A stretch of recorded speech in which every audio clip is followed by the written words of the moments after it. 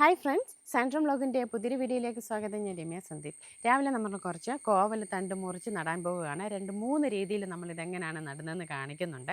ഇത് കണ്ടോ, നമ്മളുടെ വീടിൻ്റെ ബാക്ക് സൈഡാണ് ഇവിടെ. ഇവിടെ എപ്പോഴും ഡയറക്റ്റ് വെയിലടിക്കുന്ന സ്ഥലമല്ല. രാവിലെ അത്യാവശ്യം കുറച്ച് നേരം വെയിലടിക്കും, അതുപോലെ വൈകുന്നേരവും വെയിലടിക്കും. ഇതിൻ്റെ ഇവിടെ മൊത്തം മരങ്ങളാണ്.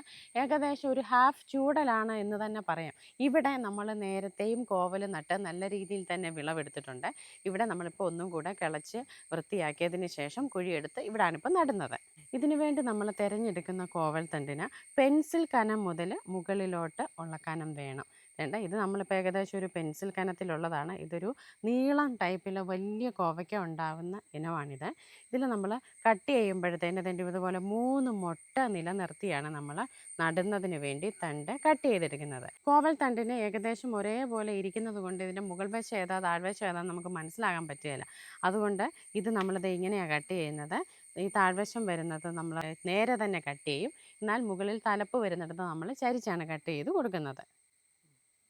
ഇനി നമുക്കിതെങ്ങനെയാണ് നടുന്നതെന്ന് നോക്കാം. ഇവിടെ അത്യാവശ്യം ഭൂമിയെല്ലാം നല്ല രീതിയിൽ കിളച്ചിട്ടുണ്ടായിരുന്നു. അതിനുശേഷം തന്നെ ഇതേ വിസ്താരത്തിൽ നമ്മളൊരു കുഴി എടുക്കുകയാണ്. കല്ലും കട്ടയൊക്കെ ഉണ്ടെങ്കിൽ അതെല്ലാം മാറ്റിക്കളയുക. അതിനുശേഷം പച്ചക്കക്കാപ്പൊടി നമ്മൾ വേണ്ട ഒരു കൈ ഇങ്ങനെ വിതറി കൊടുക്കുകയാണ്. മണ്ണിൻ്റെ പുളിപ്പരസം മാറുന്നതിന് വേണ്ടിയിട്ടാണ് നമ്മൾ പച്ചക്കക്കാപ്പൊടി ഇടുന്നത്. ഇതിന് പകരം ഡോളോമേറ്റോ കുമ്മായമോ ഉപയോഗിക്കുന്നവർ ഒരാഴ്ചയ്ക്ക് മുമ്പേ അതിട്ട് ഒരുക്കിയതിന് ശേഷം വേണം ബാക്കി വളങ്ങളും കൂടെ കൊടുത്ത് നടേണ്ടത്. നമ്മൾ ഈ പച്ചക്കക്കാപ്പൊടി ആയതുകൊണ്ട് തന്നെ ഇതിൻ്റെ കൂട്ടത്തിൽ കമ്പോസ്റ്റും ഒരു 2 പിടി കമ്പോസ്റ്റ് ഇട്ടിട്ടുണ്ട്. കൂട്ടത്തിൽ ഒരു അരപ്പിടി വേപ്പിൻ പിണ്ണാക്ക് ഇട്ടിട്ട് കുറച്ച് മണ്ണ് ഇതിൻ്റെ മുകളിലോട്ട് നമ്മൾ ഇട്ട് കൊടുക്കുവാണ്. ഇവിടെ നമ്മൾ കിടത്തി നടാനാണ് ഉദ്ദേശിക്കുന്നത്. ചെറിയൊരു കുഴി എടുത്തതിന് ശേഷം ഇതിൻ്റെ 1-2 മുട്ട് താഴെ വരുന്ന രീതിയിൽ നമുക്ക് ഇങ്ങനെ നട്ട് കൊടുക്കാം. ഇനി ഇത് കിളുത്ത് വരുന്നത് ഈ മുട്ടിൽ നിന്നുമാണ്.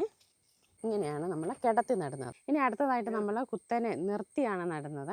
അതിന് നമ്മൾ വേണ്ട അത്യാവശ്യം വിസ്തീർണമുള്ള ഒരു കുഴി എടുത്തിട്ടുണ്ട്. അതിനുശേഷം മണ്ണിൻ്റെ പുളിവ് മാറുന്നതിന് പച്ചക്കക്കാപ്പൊടി ഇട്ടു, 2 കൈ കമ്പോസ്റ്റ് ഇട്ടു, വളരെ കുറച്ച് മാത്രം വേപ്പിൻ പിണ്ണാക്ക് ഇട്ടു, മണ്ണിട്ട് നിരത്തി കൊടുക്കുവാണ്. അതിൽ തന്നെ 2 ചെറിയ കുഴി എടുത്തിട്ട് തന്നെ ഇത്രയും ഗ്യാപ്പ് ഇട്ടാണ് നമ്മൾ ഇടുന്നത്. ഇതിൽ ഒരു മുട്ട മണ്ണിനടിയിൽ പോകണം. ആ രീതിയിൽ വേണം നമ്മൾ നട്ട് കൊടുക്കാനായിട്ട്.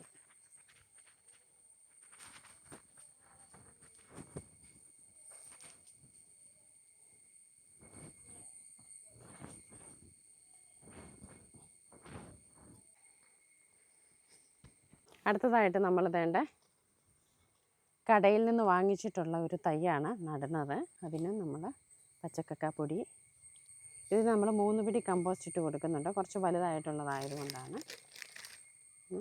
വളരെ കുറച്ച് മാത്രം വേപ്പിൻ പിണ്ണാക്ക്.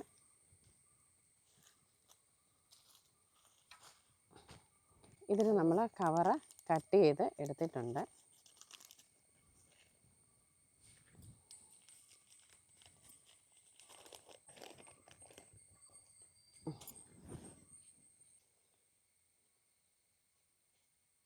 ഇതിപ്പോൾ നമ്മൾ നട്ടിട്ടുണ്ട്. ഇനി ഇതിൻ്റെ തണ്ട് കുറച്ച് നീളം വന്നതുകൊണ്ട് ഇതിനെ ഇവിടെ ഒരു ചെറിയ കമ്പ് കുത്തി കൊടുത്ത് ഇതിനെ സപ്പോർട്ട് ചെയ്തൊന്ന് കെട്ടി കൊടുക്കുന്നുണ്ട്. നമ്മളിതിപ്പോൾ എല്ലാം നട്ട് കഴിഞ്ഞു. ഇനി അടുത്ത പ്രോസസ്സ് എന്ന് പറഞ്ഞാൽ ഇത് കയറി വരുമ്പോഴത്തേനും, തണുപ്പ് കയറി വരുമ്പോഴത്തേനും പന്തലൊരുക്കി കൊടുക്കുക എന്നുള്ളതാണ്. നമ്മൾ നമ്മുടെ വീട്ടിലെ ആവശ്യത്തിന് ആയതുകൊണ്ട് തൂണുകൾ നാട്ടി അങ്ങോട്ടും ഇങ്ങോട്ടും ഒക്കെ കയറ് വലിച്ചു കെട്ടി സപ്പോർട്ട് ചെയ്തൊരു പന്തൽ പോലെ ആക്കി അങ്ങനെയാണ് നമ്മൾ വളർത്തുന്നത്. അല്ലാതെ കടകളിലൊക്കെ ആണെങ്കിൽ ഇതിന് വേണ്ടിയിട്ടുള്ള നെറ്റുകൾ വാങ്ങിക്കാൻ കിട്ടും. അത് വാങ്ങിച്ച് ഫിറ്റ് ചെയ്ത് കൊടുക്കാം. വ്യാവസായിക അടിസ്ഥാനത്തിൽ കൃഷി ചെയ്യുന്നവരാണെങ്കിൽ നേരത്തെ തന്നെ പന്തലൊക്കെ ഇട്ട് സെറ്റാക്കി വെക്കും. ഒരു 3-4 കൊല്ലം വിളവ് തരുന്നത് കൊണ്ട് തന്നെ നല്ല ബലമുള്ള പന്തലുകൾ കെട്ടാനായിട്ട് ശ്രദ്ധിക്കുക. കാരണം പ്രൂൺ ചെയ്ത് നമുക്കിതിനൊരു 3-4 കൊല്ലം വരെ മുൻപോട്ട് കൊണ്ടുപോകാനായിട്ട് പറ്റും. പിന്നെ പുതിയ ഇലകൾ വരുമ്പോൾ, തളിരിലകൾ വരുമ്പോഴത്തേനും പുഴുവിൻ്റെ ശല്യം കൂടുതലായിട്ട് വരും. ആ സമയത്ത് പുകയില കഷായമോ കടയിൽ നിന്ന് വാങ്ങിക്കുന്ന ബിവേറിയ പോലെയുള്ള ജൈവ കീടനാശിനികളോ ഉപയോഗിച്ച് നമുക്ക് പുഴുക്കളുടെ ശല്യത്തെ ഒരു പരിധി വരെ പ്രതിരോധിക്കാനായിട്ട് സാധിക്കും. ചെടി ഒന്ന് പന്തലിൽ കയറി കഴിയുമ്പോഴത്തേന്, ഇപ്പം മഴ കൂടുതലായിട്ടുള്ള സമയമാണെങ്കിൽ ആഴ്ചയിൽ ഒരിക്കൽ വളം ഇട്ട് കൊടുക്കാം. അല്ലെന്നുണ്ടെങ്കിൽ 15 ദിവസം കൂടുമ്പോൾ നമ്മുടെ കയ്യിലുള്ള ഏത് തരം ജൈവവളങ്ങൾ വേണമെങ്കിലും നമുക്ക് ഇട്ട് കൊടുക്കാവുന്നതാണ്. അപ്പോൾ ഇന്നത്തെ വീഡിയോ നിങ്ങൾക്ക് ഇഷ്ടമായെന്ന് വിശ്വസിക്കുന്നു. കോവൽ നടാൻ ആഗ്രഹിക്കുന്നവർ ഇപ്പോൾ തന്നെ നട്ടോളൂ. മറ്റൊരു വീഡിയോയുമായി വീണ്ടും കാണാം. നന്ദി.